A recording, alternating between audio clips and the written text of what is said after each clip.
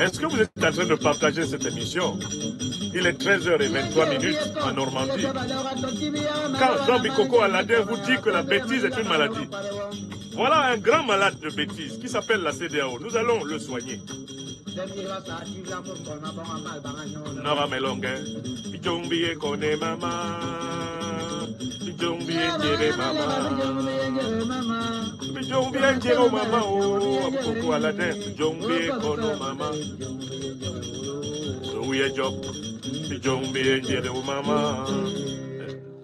Merci à toi, le pape de la SICO, pour ta musique éternelle, ton service éternel à la joie musicale des Africains, à travers ce beau morceau, Bijong Bienjek, Bijong Biekon. La bêtise est une maladie. La bêtise est une folie, mais elle peut se guérir. Le Mali a été attaqué. Nous, les Africains, avons à nouveau été attaqués hier, 17 septembre 2024, par les terroristes qui, depuis 2011, armés par l'OTAN, ensanglantent la Libye, ensanglantent le Sahel et s'efforcent d'envahir toute l'Afrique. Le Liptako Gourma d'abord, le golfe de Guinée, le bassin du Congo, et ils sont en train de descendre sur le chemin du Zambèze, où ils veulent continuer à envahir jusqu'au Mozambique, afin de mettre la main sur les faramineuses richesses du paradis terrestre de l'homme, l'Afrique, berceau de l'humanité. Les forces armées maliennes, les FAMA, les autorités du Mali, en association avec leurs alliés de la Confédération d'Alliance des États du Sahel et leurs grands partenaires anti-impérialistes et anticolonialistes historiques de Russie, de Chine, ont apporté, comme d'habitude, une réponse idoine à la brutalité des organisations terroristes implantées par l'alliance impérialiste qui a attaqué et saccagé la Libye depuis 2011, l'OTAN. Dans le concert des voix qui s'élèvent pour soutenir le Mali dans cette épreuve, pour soutenir l'Alliance des États du Sahel dans cette épreuve, pour soutenir les peuples africains opprimés depuis 600 ans dans leurs épreuves, il y a une organisation, l'une des plus détestées du continent africain, à l'heure qu'il est, qui s'appelle la CEDEAO. Créée en mai 1975, mais qui depuis 1991 notamment, à travers une soi-disant déclaration de principes politiques, a été détournée de sa finalité solidaire par le néocolonialisme français et par l'impérialisme occidental pour servir de fer de lance à la recolonisation de l'Afrique. Cette organisation, la CEDEAO, aurait pu nous rendre le service de la fermer, car il est de notoriété qu'elle a partie liée avec la déstabilisation que subit l'Afrique de l'Ouest. Mais, comme, pour ainsi dire, le chien ne change jamais sa manière inimitable de s'asseoir, et que le sorcier a ceci de pervers qu'il aime assister au deuil de ses victimes, la CEDEAO, après avoir crié au sommet de la colline, descend en bas et essaye de se répondre à elle-même. Craignant qu'on dise que son silence signifie qu'elle est complice des terroristes, des néocolonialistes et des impérialistes qui les ont armés depuis 2011, la CEDEAO s'est crue obligée de pondre quelque chose, de produire une certaine littérature, mais elle s'est prise les pieds dans le tapis de sa propre littérature et son communiqué est le plus grand aveu de sa culpabilité. Si je vous parle aujourd'hui, mercredi 18 septembre 2024, à 13h et bientôt 28 minutes de France, c'est parce que j'ai attrapé la CEDEAO, la main, dans le sac du mensonge, de la contradiction et de la trahison, une fois de plus. Il faut rappeler, assez rapidement, à partir de ce communiqué, les preuves que la CEDEAO est complice. Oui, je vous dis le communiqué que la CEDEAO a sorti aujourd'hui.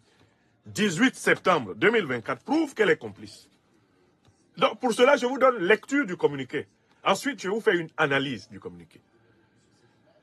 Communiqué. Donc, la CEDEAO condamne les attaques terroristes contre les installations militaires à Bamako, au Mali. La CEDEAO a suivi avec consternation les informations sur les attaques terroristes djihadistes de ce mardi 17 septembre 2024 contre des installations militaires à Bamako, au Mali, qui ont fait des victimes et de nombreux dégâts matériels. Par le présent, la CEDEAO présente ses sincères condoléances au gouvernement et au peuple de la République du Mali ainsi qu'aux familles des victimes. Elle tient à réaffirmer sa ferme condamnation de toute attaque terroriste qui menace la paix et la sécurité des populations de la région ouest africaine. De toute attaque terroriste qui menace la paix et la sécurité des populations ouest africaines. Enfin, la CEDEAO souhaite réitérer son ferme engagement en faveur de toute initiative visant à œuvrer pour la paix, la sécurité et la stabilité dans la sous-région. Fait à Abuja, Nigeria, le 18 septembre 2024, la commission de la CEDEAO. Voilà le texte du communiqué. Vous avez entendu au moins une fois. Je relis une deuxième fois pour que ça reste un peu en trace dans votre esprit. Parce que certains n'ont pas encore lu le texte et ne l'ont pas sous les yeux comme moi. La CEDEAO condamne les attaques terroristes contre les installations militaires à Bamako, au Mali. Je suis en train de lire le texte une deuxième fois. La CEDEAO a suivi avec consternation les informations sur les attaques terroristes djihadistes de ce mardi 17 septembre 2024 contre les installations militaires à Bamako, au Mali, qui ont fait des victimes et de nombreux dégâts matériels. Par le présent, la CEDEAO présente ses sincères condoléances au gouvernement et au peuple de la République du Mali, ainsi qu'aux familles des victimes. Elle tient à réaffirmer sa ferme condamnation de toute attaque terroriste qui menace la paix et la sécurité des populations de la région ouest africaine. Enfin, la CEDEAO souhaite réitérer son ferme engagement en faveur de toute initiative visant à œuvrer pour la paix, la sécurité et la stabilité dans la sous-région. Fait à Abuja, Nigeria, le 18 septembre 2024, la commission de la CEDEAO. Bon, très bien, j'ai lu 2 fois. J'ai lu 2 fois, maintenant, je vais analyser pour vous montrer que la CEDEAO se trahit. D'abord, commençons par le premier point. La CEDEAO nous dit qu'elle a suivi avec consternation les informations. Mais qu'est-ce qui prouve la consternation de la CEDEAO? La CEDEAO prétend-elle qu'Alassane Dramane Ouattara est triste de savoir que Bamako est attaqué par les terroristes? La CEDEAO prétend-elle que Embalo, Oumaro Sissoko, est triste d'apprendre que Bamako est attaqué par les terroristes? La CEDEAO prétend-elle que Talon, Patrice, est triste d'apprendre que Bamako est attaqué par les terroristes? La CEDEAO peut-elle dire que Bazoum, au fond de sa prison, est triste d'apprendre que Bamako est attaqué par les terroristes? La CEDEAO dit-elle que Macky Sall et tous ceux qui ont hérité de sa politique félonne est triste d'apprendre que Bamako est attaqué par les terroristes? Si c'était vrai, pourquoi la CEDEAO a-t-elle envisagé d'attaquer le Niger? Je recommence. Si cela est vrai, si vous êtes triste qu'il y ait des attaques militaires contre Bamako, pourquoi vous prépariez des attaques militaires contre le Niger? Une organisation qui a envisagé d'attaquer militairement un pays ouest africain pour y rétablir un satrape qui soutenait les terroristes. Est-ce qu'une telle organisation est digne de nous parler de sa consternation? Bon, si la CEDEAO ressent de la consternation, mais qui a pris des sanctions inhumaines, illégales et illégitimes contre le peuple malien en janvier 2022? Sanctions qui ont entraîné des morts au Mali, qui ont entraîné des raréfactions de médicaments au Mali, sanctions qui ont entraîné l'effondrement de plusieurs entreprises au Mali, sanctions qui ont entraîné la perte de leur formation, leur éducation à des enfants entiers, à des familles au Mali. N'est-ce pas la CEDEAO qui a pris ces sanctions? par ailleurs, comment peut-on imaginer que la CEDEAO soit triste, que le Mali soit attaqué par les terroristes, alors que les principaux chefs d'État de la CEDEAO ont plusieurs fois été pris la main dans le sac des déclarations de guerre contre les pays de l'Alliance des États du Sahel?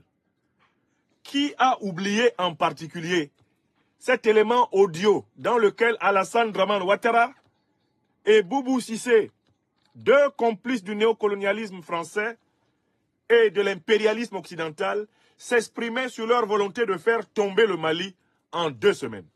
Donnons-leur la parole pour ceux qui ont des problèmes de mémoire. Parce qu'il y a trop de gens qui ont des problèmes, qui ont des problèmes de mémoire. Ça va bien, c'est où là? Je suis arrivé hier sur Ah, d'accord, on m'a fait le message, mais je ne savais pas si tu étais à Niamey ou à Abidjan. Écoutons-les. Je suis arrivé hier. Ah, ben, je suis content, je suis content. Je vais rester quelques jours ici. D'accord, en attendant qu'on se voit, je voulais que tu me briefes un peu. Oui, oui. Je vois le président de la commission aujourd'hui avant qu'il n'aille au Burkina. C'est les gens de la CEDEAO qui parlent. Voilà, comment les choses se passent au Mali. Bon, malgré tout ce qu'ils veulent faire croire, oui. La situation reste très difficile pour eux. Vraiment, ça va être extrêmement difficile de tenir encore 3 à 4 semaines. Oui. Je m'arrête d'abord là.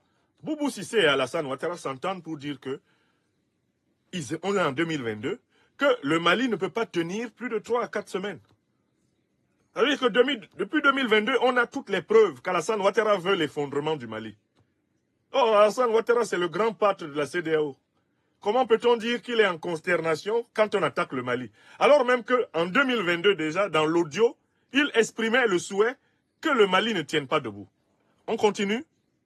On étudie le mot consternation, hein. La soi-disant consternation de la CEDEAO. Celui qui y croit a un problème mental. Celui qui y croit est un aliéné mental grave. Celui qui croit que la CEDEAO est triste, quand on attaque le Mali, là, il a un problème d'aliénation mentale. Écoutons comment ces gens-là parlent du Mali. Financièrement. Donc, la pression, elle est vraiment là, elle est réelle, elle monte. Oui. Économiquement, les prix ont flambé, y inclut les denrées alimentaires. C'est difficile aujourd'hui de se procurer du riz à un prix normal, du sucre, tout ce qui est ici. Donc là, vous écoutez des dirigeants de la CEDEAO qui envisagent d'affamer le Mali en 2022. Que le prix du riz, que le prix du sucre, que le prix de l'huile continue à grimper pour que le Mali s'effondre. C'est ce qu'ils voulaient en 2022. Nous sommes en 2024. Est-ce qu'ils ont changé d'intention? La suite. Continuez de parler. Dites ce que vous vouliez pour le Mali. Le bâtiment aussi a été affecté. Même la main-d'œuvre commence à se plaindre un peu parce que les gens ne travaillent pas beaucoup. Donc, je pense qu'ils ont beaucoup de pression. Mais bon, ils essayent de gérer ça. Faire croire qu'il n'y a pas de problème. Voilà, c'est le contraire. Mais c'est vraiment, on voit qu'ils n'ont pas d'économistes parmi eux, quoi. Comment ils pensent qu'ils vont un pays qui a 30 à 40% de son budget financé par l'extérieur? Donc, Alassane Dramane Ouattara continue à expliquer que pour lui, le Mali va s'effondrer. On est en 2022, il parle avec Boubou Cissé, le renégat du Mali.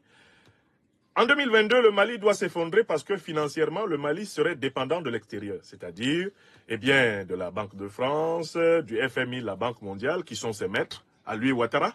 Alassane Ouattara espère que le Mali s'effondre. Et il dit que les dirigeants maliens sont des idiots s'ils pensent qu'ils peuvent tenir. La suite.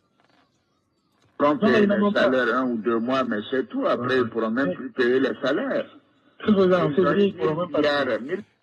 Quelqu'un qui prétend que les dirigeants maliens ne vont pas être capables de payer les salaires après 2 mois, en janvier 2022, est-ce qu'il peut être dans la consternation quand on attaque le Mali? Chers amis des réseaux sociaux qui écoutez cette conférence, est-ce que quelqu'un qui se réjouit de l'idée que le Mali ne soit pas capable de payer les salaires de ses fonctionnaires, de ses salariés, de ses ouvriers, est-ce qu'une telle personne peut signer un communiqué pour dire qu'elle est consternée quand on attaque le Mali? Les attaques contre le Mali servent exactement le projet qu'Alassane Dramane Ouattara et les dirigeants néocolonisés de la CEDEAO ont toujours eu contre le Mali. Depuis que le Mali a décidé de sortir de l'emprise de la puissance néocolonialiste française et de l'impérialisme occidental de l'OTAN, il est question de le déstabiliser Il est question de le détruire. Il est question de le dépecer. C'est la vérité.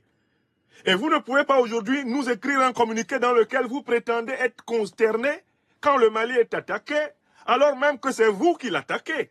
En réalité, la suite.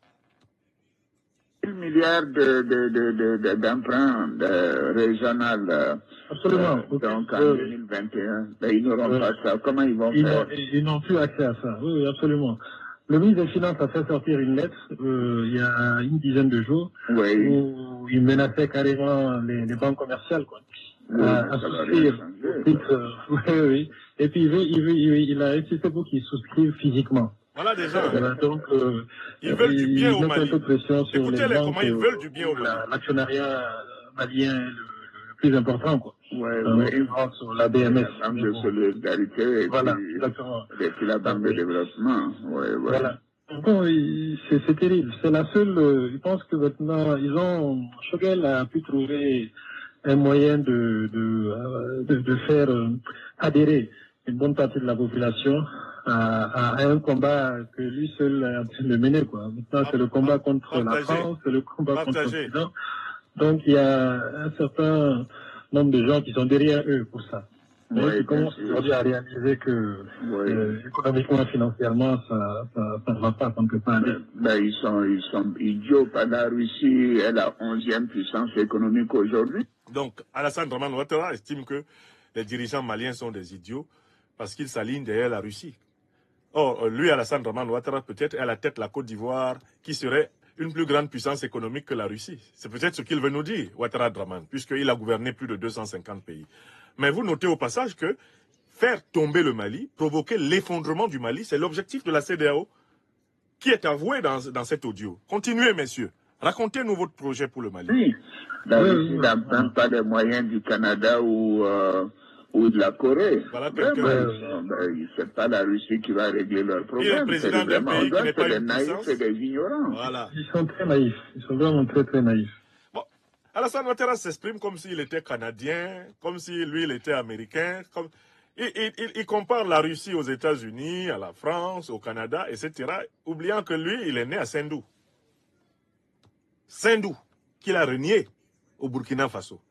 Non, il parle comme si, à supposer que le Canada soit économiquement, soi-disant, plus puissant que la Russie, ça rapporte quoi à l'Afrique? On n'en a rien à foutre. Ce qui nous intéresserait ici, c'est que lui, Ouattara, essaye de comparer la Côte d'Ivoire à la Russie, puisqu'il est président de la Côte d'Ivoire, soi-disant. Vous voyez comment ils sont nuls, ces individus? Ce sont des nègres complètement invertébrés, qui n'ont aucune substance, aucune existence propre. Et c'est ça le projet qu'ils avaient pour le Mali. Voilà le vrai projet de la CEDEAO pour le Mali. Continuez. Qu'est-ce que vous aviez prévu pour le Mali? Il n'y a pas de gens qui réfléchissent autour d'eux et puis sur ces aspects économiques-là. Mais la réalité vraiment est en train de les rattraper. Là, je pense qu'ils seront écrasés par ça d'ici 2 semaines maximum. Voilà. Boubou Cissé, en 2022, espérait que le régime du président Assimi Goïta soit écrasé en 2 semaines.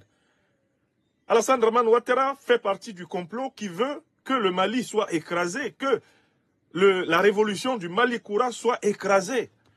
Donc Alassane Ouattara ne peut pas, là, en 2024, nous faire croire qu'il a écrit un communiqué pour dire qu'il est triste quand on attaque ce que lui, il veut écraser.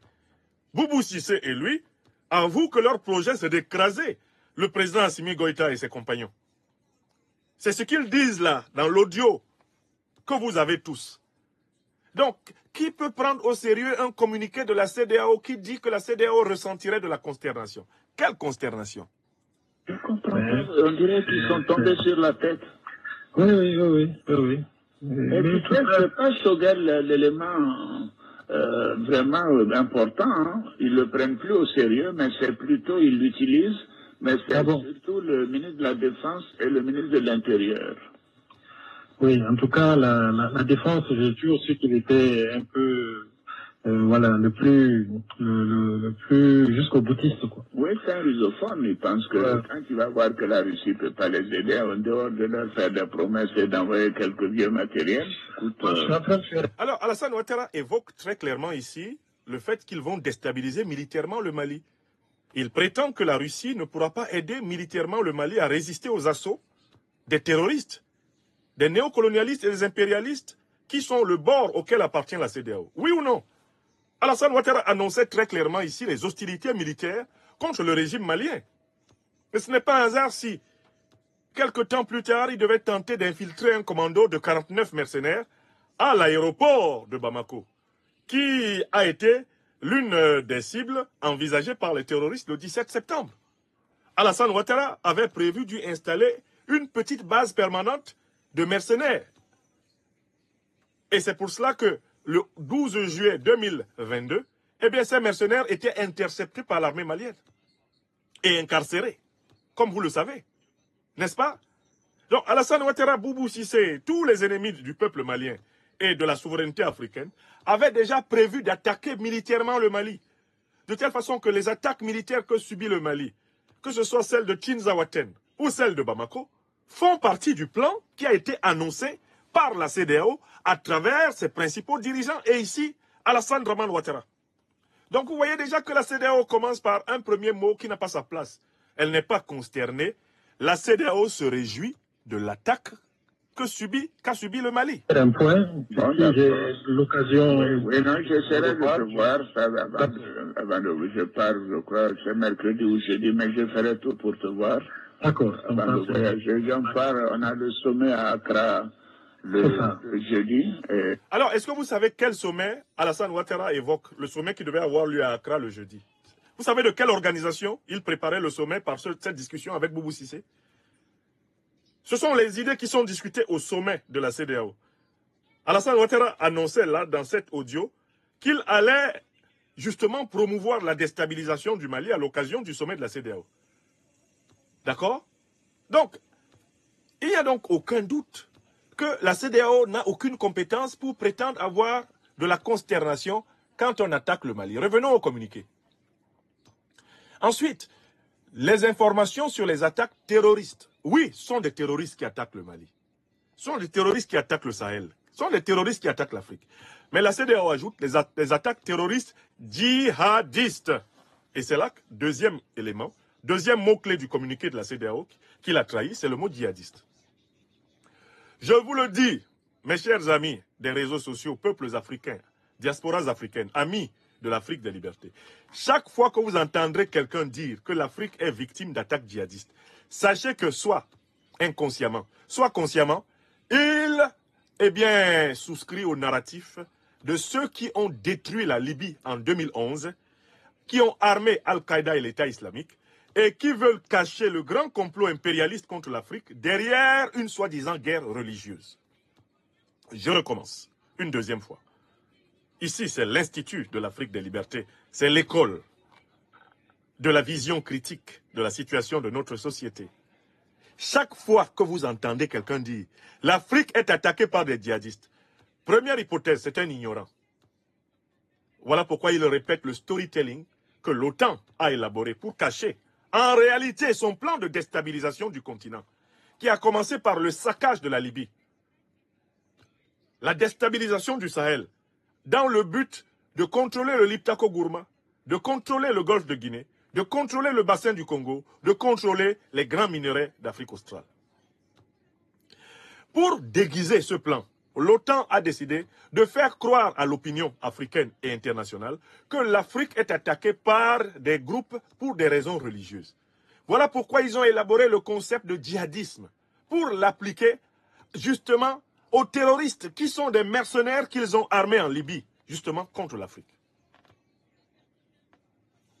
Donc, dès que vous entendez une organisation politique, comme la CEDEAO, utiliser le mot djihadiste pour désigner les terroristes, sachez qu'à ce niveau, là, ce n'est pas de la naïveté. Ils font partie du narratif mensonger que l'OTAN a élaboré pour cacher son jeu aux plus naïfs des Africains et aux moins informés des citoyens de cette planète. Il n'y a pas de djihadistes qui s'attaquent à l'Afrique. Ceux qu'on appelle les djihadistes, ce sont des terroristes, des mercenaires payés par les puissances néocolonialistes et impérialistes. Et ils sont armés par les puissances néocolonialistes et impérialistes. Et ils sont informés par les puissances néocolonialistes et impérialistes. Et ils sont entraînés et encadrés par les puissances néocolonialistes et impérialistes. Le mot djihadisme est un cache-sexe. le mot djihadisme est un voile jeté par le narratif otanien, le narratif impérialiste et néocolonialiste, sur les yeux des Africains les plus naïfs pour les empêcher de voir le véritable complot contre l'Afrique. Donc quand vous retrouvez ça ici, à l'intérieur d'un communiqué de la CEDEAO, cela prouve justement que la CEDEAO fait partie du problème. Qu'elle fait partie de ceux qui promeuvent le mensonge sur la réalité de la déstabilisation de l'Afrique. La CEDEAO ne veut pas nommer clairement l'ennemi. L'ennemi, c'est celui qui pendant 6 mois a bombardé la Libye, a assassiné Kadhafi. Cet ennemi a opéré en coalition avec Al-Qaïda et l'État islamique, organisation terroriste issue de ses propres renseignements généraux. Cet ennemi qui a frappé la Libye pendant 6 mois, au mépris du droit international, qui a assassiné Kadhafi, c'est l'OTAN. Et je cite le président Emmanuel Macron. Dans une interview accordée en 2017 au quotidien Le Figaro, le président Macron a dit ceci: nous, entre guillemets, nous les Français, nous avons eu tort de faire la guerre contre la Libye, car il en a résulté partout des États sahéliens faillis et des groupes terroristes qui prospèrent. Fin de citation. C'est le président Emmanuel Macron même qui a reconnu que l'OTAN est responsable de la déstabilisation de tout le Sahel et de toute l'Afrique de l'Ouest. Minimum. Les emails de Mme Hillary Rodham Clinton, révélés par le scandale Wikileaks, ont permis de savoir pourquoi l'OTAN a attaqué l'Afrique. Pourquoi l'OTAN a tué Kadhafi? Parce que Kadhafi se préparait à mettre en place une monnaie continentale dinar-or qui aurait mis fin à la suprématie du dollar, de l'euro et du franc CFA sur les économies africaines. C'est écrit noir sur blanc dans les emails de Mme Hillary Rodham Clinton, révélés par le scandale Wikileaks et qui ont été déclassifiés par l'administration d'État américaine. Les Africains savent que c'est l'OTAN qui attaque l'Afrique parce que le ministre Sergei Lavrov des Affaires étrangères de la Fédération de Russie leur a donné un 3e élément d'appréciation décisif. C'est sa conversation avec celui qui était alors ministre des Affaires étrangères de la France, Laurent Fabius. Lorsque la France décide d'envoyer des militaires pour stopper l'avancée de ce qu'on appelle faussement à l'époque des djihadistes vers Bamako, elle demande à la Russie de ne pas opposer son veto au Conseil de sécurité des Nations Unies. Mais la Russie, par la voix de Lavrov, fait remarquer ceci à Fabius, chef de la diplomatie française d'alors. Mon cher Laurent, vous vous préparez à combattre maintenant au Mali les terroristes que vous avez armés en Libye. Et Laurent Fabius répond au nom de la France, c'est la vie. Oui, le monde entier doit savoir que les Africains savent, que les Africains ont des preuves irréfragables que le continent africain est déstabilisé par la coalition militaro-politique de l'OTAN. Nous n'avons pas affaire aux djihadistes. Il n'y a pas de djihadisme en Afrique. Ce sont des bandits, des terroristes, des mercenaires payés par les puissances qui ont détruit la Libye. Ce sont eux qui continuent le sale boulot. Comme l'a souligné le président Macron, ce sont eux qui veulent obtenir la faillite des États sahéliens et faire prospérer le terrorisme partout. Il le reconnaissait quand il venait fraîchement d'arriver au pouvoir en 2017 en France. Maintenant, je crois qu'il se mord les doigts d'avoir donné cette interview au Figaro en juin 2017, parce que cette interview nous protège de toute accusation de diffamation contre l'OTAN, puisque le président Macron, il procède à un mea culpa. Il accuse la puissance française, dont il est le chef, d'être coupable de la déstabilisation de la Libye et du Sahel et de l'Afrique. C'est in extenso une pièce extraordinaire de démonstration que l'on trouve justement dans le journal Le Figaro du mois de juin 2017, dont j'ai sauvé quantité de coupures de presse. Il y a la conversation de Deauville en 2011 entre le président nigérien d'alors, Mahamadou Issoufou, et le président américain Barack Hussein Obama. De son meilleur anglais, Mahamadou Issoufou dit à Obama, Mr. President, please don't destroy Libya. If you destroy Libya, you will destabilize all Africa. Monsieur le président Obama, pardon. Ne détruisez pas la Libye. Si vous détruisez la Libye, vous allez déstabiliser toute l'Afrique. Et Obama répond fermement et impitoyablement à Mahamadou Issoufou. No, we will finish the job. Non, nous irons au bout de notre plan. Le bout du plan, c'était quoi? Saccager la Libye, voler les armes et l'argent de la Libye, en association avec Al-Qaïda et l'État islamique. Envahir le Sahel. Imposer aux Sahéliens d'accepter la réinstallation des bases de l'OTAN. Descendre ensuite sur le golfe de Guinée, après avoir lâché au préalable des groupes terroristes sur le Nigeria, le Bénin, le Togo, la Côte d'Ivoire, le Cameroun. Et après cela, imposer aux pays du golfe de Guinée les bases militaires de l'OTAN. Descendre, comme on le fait maintenant sur le Congo, à travers le Rwanda et l'Ouganda, le tailler en pièces. Imposer l'installation des bases de l'OTAN sur le sol du grand Congo africain. Descendre sur le Mozambique, envoyer les terroristes pour attaquer les Mozambicains. Ensuite, imposer aux Mozambicains d'accepter l'aide militaire des satellites de l'OTAN, tel le Rwanda de Kagame. Et par la suite, ramasser le gaz et le pétrole de l'OTAN avec Total. Le gaz et le pétrole du Mozambique avec Total.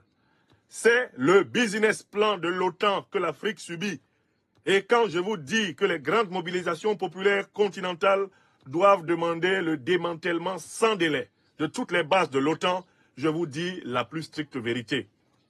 L'organisation militaro-politique de l'OTAN est le grand parapluie stratégique de la déstabilisation de l'Afrique.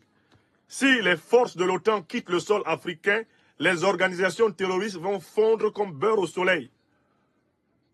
Si les forces des pays membres de l'OTAN quittent le sol africain, les organisations terroristes seront réduites à leur plus stricte minimalité.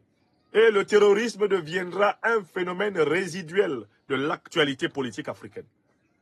Voilà pourquoi nous, sociétés civiles africaines, nous, intellectuels, activistes, militants africains du continent et des diasporas, devons prendre à bras le corps la cause de la mobilisation des peuples africains pour le démantèlement des bases des puissances de l'OTAN. C'est ce que j'ai dit. Et nous n'aurons jamais de victoire durable contre les organisations terroristes si nous n'avons pas démantelé maximalement les bases de l'OTAN en Afrique. Car ce sont elles qui servent de couverture au vaste plan de déstabilisation dont parlait Obama à Mahamadou Issoufou. Quand il a dit « We will finish the job », c'est de ça qu'il parlait. La recolonisation, la réoccupation militaire de l'Afrique, sous couvert de combat contre le terrorisme. Parfois même, ils vont plus loin dans le ridicule. Ils disent qu'ils viennent combattre le réchauffement climatique. Qui leur a demandé de venir combattre le réchauffement climatique? Quels Africains ont appelé l'OTAN pour venir lutter contre le réchauffement climatique? N'y a-t-il pas de désert aux États-Unis? Qu'ils aillent lutter contre le réchauffement climatique aux États-Unis? Qu'est-ce qu'ils viennent faire? Pourquoi y a-t-il des bases militaires de cette organisation hautement criminelle au Ghana, en Côte d'Ivoire, au Sénégal? Pourquoi y en a-t-il sur notre sol, alors qu'il n'y a aucune base militaire africaine en Europe, aucune base militaire africaine en Amérique, aucune base militaire africaine en Asie? Pourquoi diantre faut-il que les Africains, intimidés, n'osent pas dire à l'OTAN, NATO, out of Africa? Get out of Africa, NATO. We don't want to see your troops on our soil again. There is no African army on the American soil. We don't want to see any kind of American army on the African soil. NATO has as its main mission to survey and control the northern part of the Atlantic Ocean. So go and survey the northern part of the Atlantic Ocean and remove your feet and your hands on African soil. Slavery has ended. Colonization has ended. Neocolonization must end. Imperialism in Africa must end. We are just saying the truth. Africa intends no domination on Europe or no any kind of domination on America or Asia. But Africa must remain to Africans.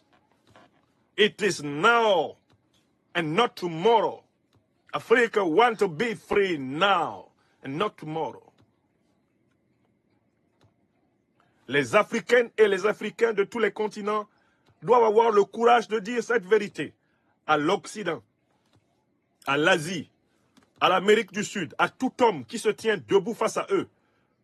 Nous demandons le retrait total des troupes criminelles de l'OTAN du sol africain. Nous le demandons le matin. Nous le demandons à midi. Nous le demandons le soir. Nous le demandons quand nous dormons. Nous le demandons quand nous sommes réveillés. Car c'est notre strict droit. Les Africains n'occupent militairement aucun peuple des autres continents. Les Africains aspirent à n'être occupés militairement par aucun peuple d'un autre continent. Vous appelez cela haine, et pourtant ce n'est que justice. Ce n'est que dignité. Ce n'est que liberté, que souveraineté reconnue. Je continue à regarder le navet, le pseudo-communiqué de la CEDEAO, parce que je vous parle à cause de ce communiqué, pour vous montrer que ce communiqué est une auto-accusation. Alors, la CEDEAO dit que les attaques du 17 septembre contre les installations militaires à Bamako ont fait des victimes et de nombreux dégâts matériels. Et elle continue.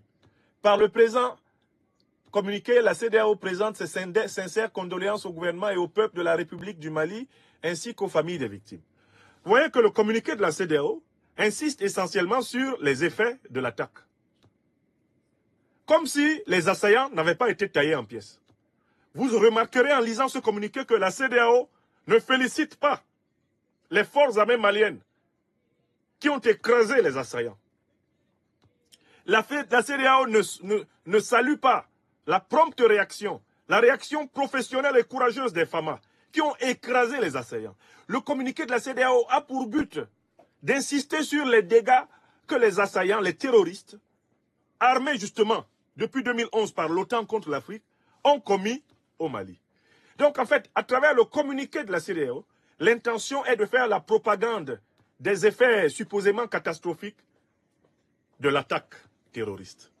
La CEDEAO essaye en quelque sorte de promotionner les terroristes en insistant sur les effets de leur attaque, au lieu, si elle était dans une dynamique positive, de saluer la qualité de la réaction des forces armées maliennes.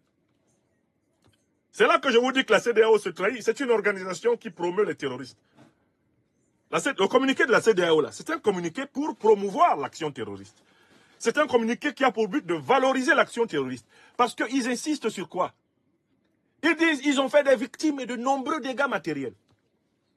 Quelles sont les preuves que la CEDEAO a? Quelles sont les preuves que la CEDEAO a de ces victimes et de ces nombreux dégâts matériels? Quelles sont ces preuves? Est-ce que la CEDEAO est encore représentée au Mali? Le Mali s'est retiré de la CEDEAO. Donc il n'y a plus de représentants de la CEDEAO au Mali. Il y a quel journaliste de la CEDEAO qui a fait le reportage? Pour qu'eux, ils puissent dire qu'il y a des victimes et de nombreux dégâts matériels. Comment la CEDEAO a évalué les dégâts matériels? Pourquoi la CEDEAO ne dit pas que les assaillants ont tous heureusement été, pour l'essentiel, repérés et écrasés? Pourquoi la CEDEAO ne parle pas de la victoire des FAMA sur les assaillants?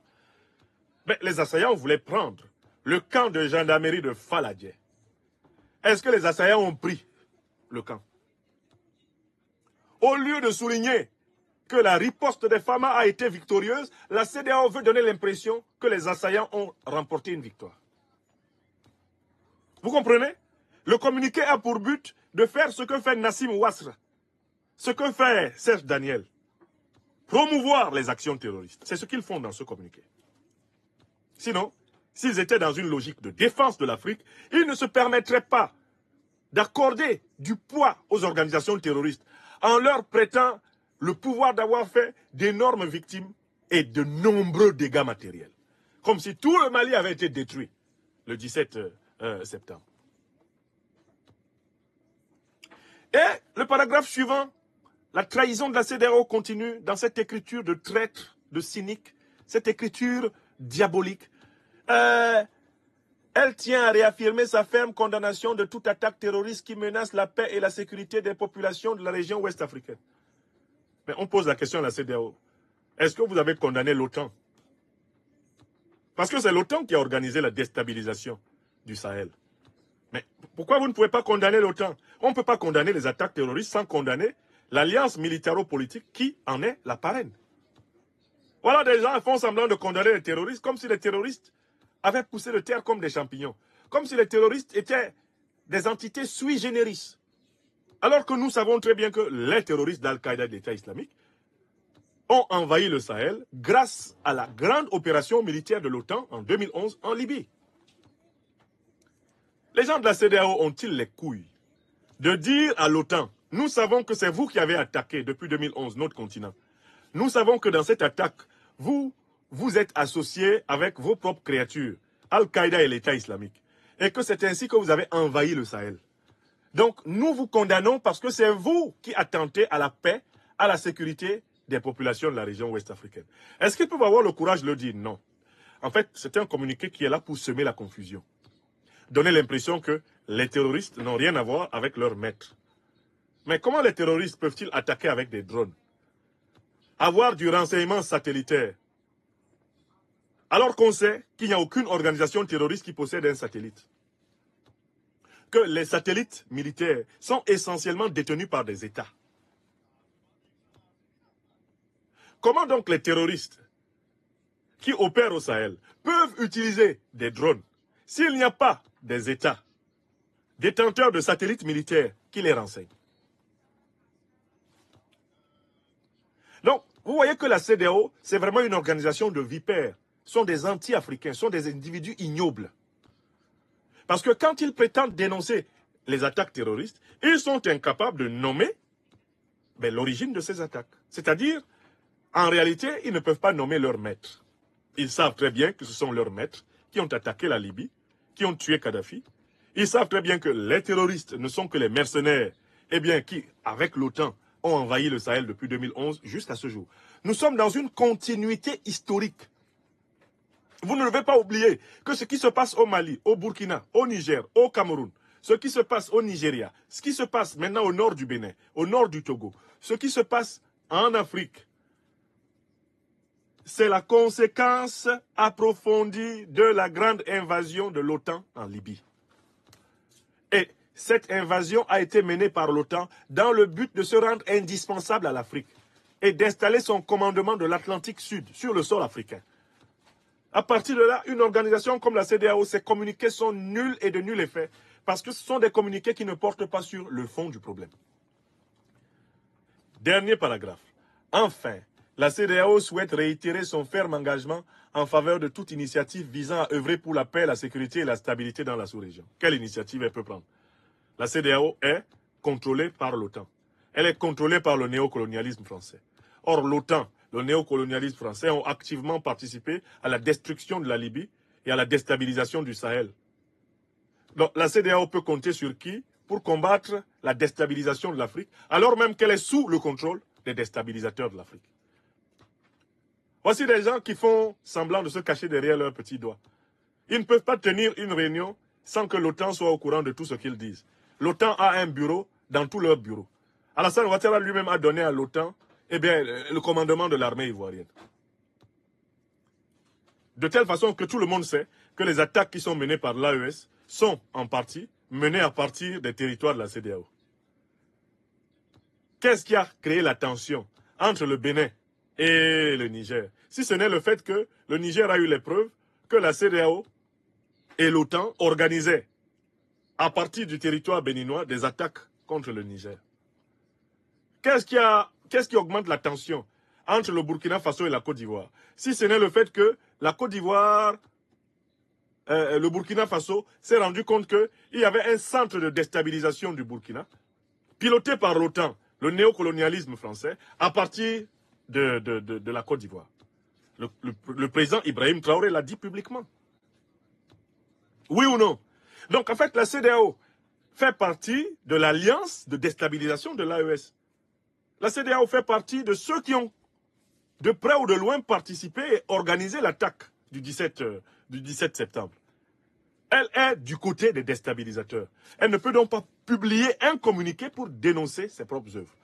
Car selon un vieux principe du droit privé, public et international, nul ne peut se prévaloir de ses propres turpitudes. Nul ne peut se prévaloir de ses propres turpitudes. La CEDEAO ne peut pas être d'un côté une organisation de vassaux de l'OTAN qui a attaqué l'Afrique, tué Kadhafi, en association avec Al-Qaïda et l'État islamique, et de l'autre côté, venir nous dire ses condoléances pour les conséquences des actes de l'organisation qui est sa tutrice, les actes de l'organisation qui est sa parraine, l'organisation à laquelle elle sert, dans laquelle elle sert, car la CEDEAO aujourd'hui n'est rien d'autre qu'une succursale de l'OTAN et du néocolonialisme français. C'est la vérité. Surtout n'oubliez pas de vous abonner, liker et mettre votre avis en commentaire. Bon visionnage.